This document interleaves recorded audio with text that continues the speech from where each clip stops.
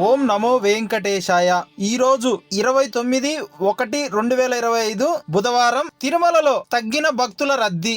నిన్న అనగా 28/1/2025 నాడు స్వామివారిని దర్శించుకున్న భక్తుల సంఖ్య 70,610 మంది స్వామివారిని దర్శించుకున్నారండి.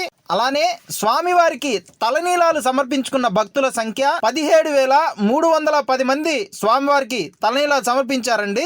అలానే స్వామివారి హుండీ ఆదాయం చూసుకున్నట్లయితే 3,78,00,000గా స్వామివారి హుండీ ఆదాయం ఉందండి.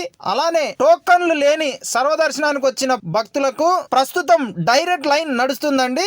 అలానే SSD టోకన్ లేని భక్తులకు ఉదయం 7 గంటలకు పైన వెళ్లిన వాళ్ళకి సుమారుగా 8 గంటలు దర్శనం సమయం పడుతుందండి. అలానే SSD టోకన్లు కలిగిన భక్తులకు సుమారు 2 నుంచి 4 గంటలు దర్శనం సమయం పడుతుందండి.